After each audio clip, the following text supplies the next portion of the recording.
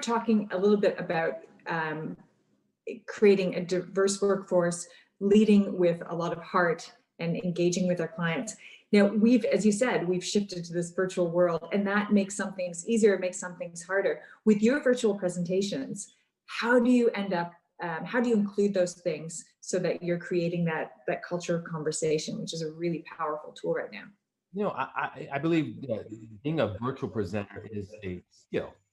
You have to have sensibility to know that you're talking to someone, but you're also talking through the medium to reach someone. So while we may not have the same level of body language that we can gauge, the chat feature, the participant. For me, it's always important that in the first 5 minutes, I call people by names. I want to say, I see you, Rick. I see you, Denny. I see you, Sarah. I see you, Tim. I see you, Jim. And all of a sudden, people who were sitting down at their desk, like, wait a second, they see me. He sees me.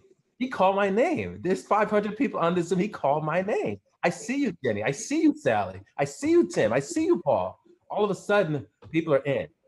And so I believe the engagement starts by you have to shrink the Zoom and make it personal. I'm talking to 500 people. I'm talking to you. And I want you to be inspired to be better every single day.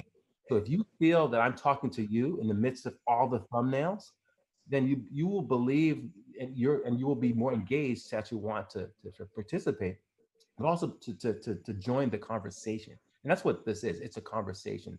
I believe, I tell people, Jenny, you are thumbnail number 57.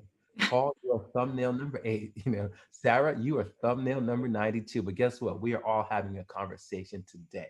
So I believe that the use of the tools, the chat feature, in all my presentations, we have an engaging chat. There's sometimes there's conversations going on, even as I'm speaking. It's engaging and people are commenting, and you get to have the thing about this medium is you get to have a real pulse on how you're doing, but also what's speaking to your people in real time. And it's fascinating. It's powerful.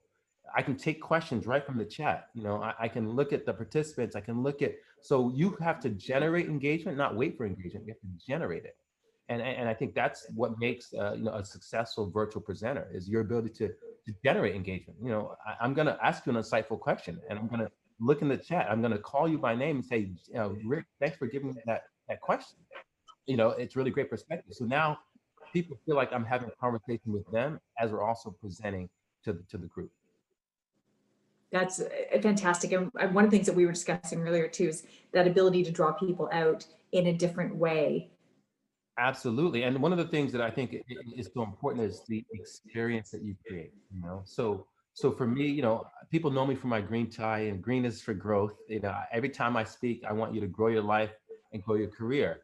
In my virtual world, I also know, my green frog, a gecko, which I brought, and that is, a gecko in some, I did a lot of research, but when someone sees a gecko or sometimes a green frog, it's a sign of good luck, of goodwill.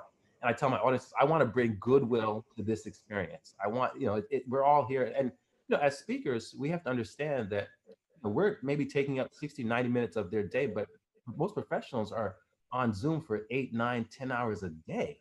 So we've got to bring a different level of energy and experience that makes it enjoyable to break up their day. I think I tell people, you got to keep your head up. You got to always, I think you got the experience of saying, hey, listen, are you hearing me today?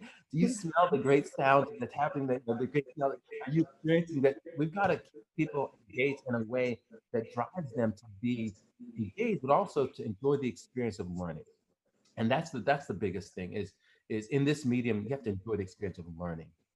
I would just say this: people always they know me for what I do with my my audiences and my live audience, and things don't have to change.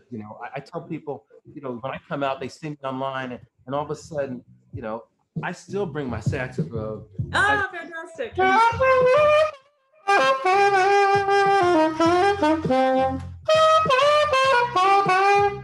All right, so I still bring my sax, and we still get our audiences to go, and it is fun. It's amazing. We have a great experience, and we also learn.